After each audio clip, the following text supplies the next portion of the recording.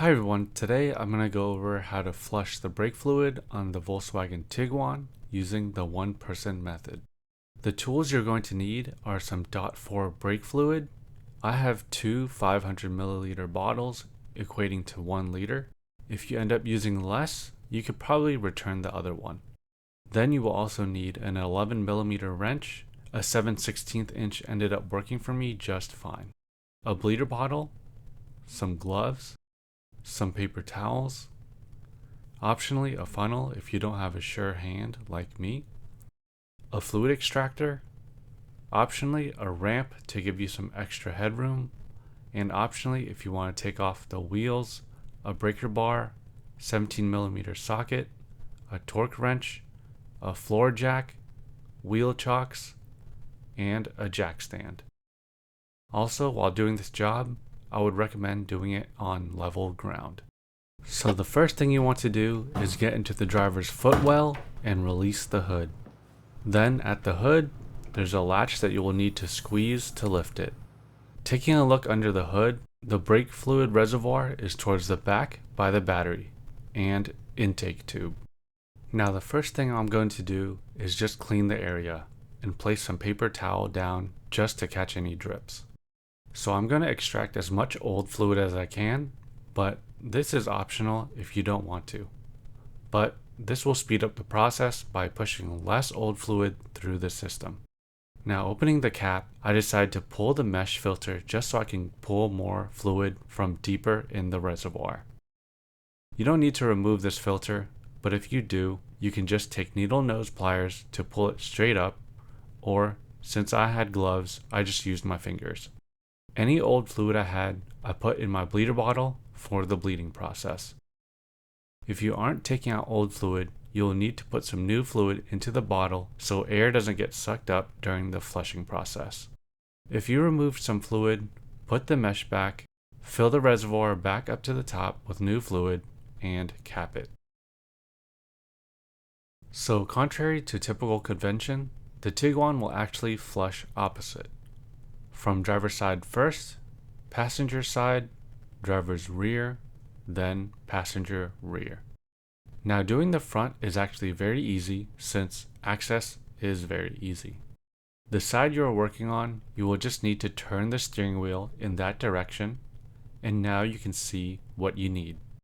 Before we start flushing, I would recommend laying some paper towel down on the bottom of your rims just to catch any drips, since brake fluid is not paint friendly, and clean up immediately with soap and water if it drips or seeps through. Now getting ready to flush, take the cap off the valve. Depending on the type of wrench you're going to use, you may want to place it over the valve already. Then slip the bleeder bottle hose over the valve. You will want to make sure that the hose arcs upwards so any air leaving the system will rise out. And also make sure the hose in the bottle is submerged in the fluid so no air is also sucked back in. Now loosen the valve by turning it counterclockwise. You don't need to turn it that much to have fluid come out. Getting into the driver's seat, slowly start pushing the brake pedal down and slowly release it repeatedly to push the fluid out.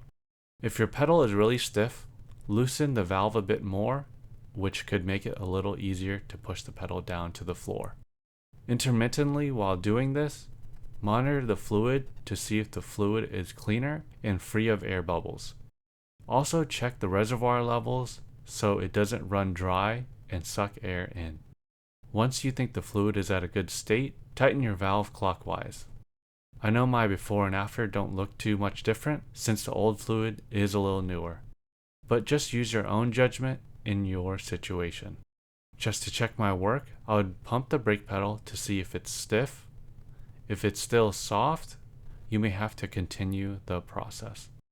When it's acceptable, pinch the hose and put it back on the top of your bottle. Cap the valve and clean the area as needed. Now in between switching from corner to corner, make sure your brake fluid reservoir is topped up for the next brake, and empty your catcher bottle if it's getting a bit too full. Doing the passenger side front is the same process, so I'm going to cut to the driver's rear.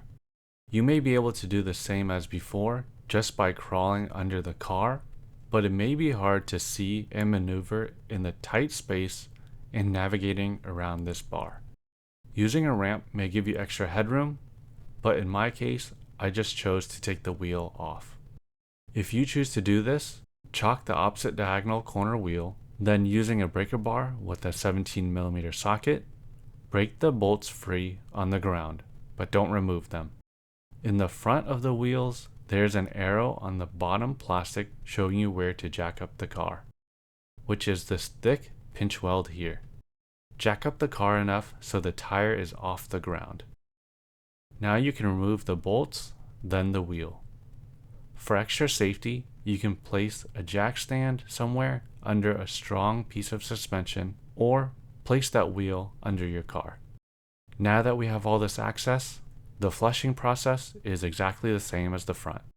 Remove the cap, place your wrench, place your hose, loosen the valve, pump the brakes, check the fluid in the lines, close the valve when the fluid is acceptable. Test the pedal, and recap the valve. To put your wheel back on, you will want to tighten your bolts down, but not super tight. Then lower the car back onto the ground. Then torque the bolts down in a star pattern to 140 Newton meters or 103 foot-pounds. Again, check your fluid levels in between brakes, and doing the opposite side is exactly the same. When you are finished, make sure to top the reservoir up to no higher than the max line, and properly dispose of your old fluid at the appropriate facility.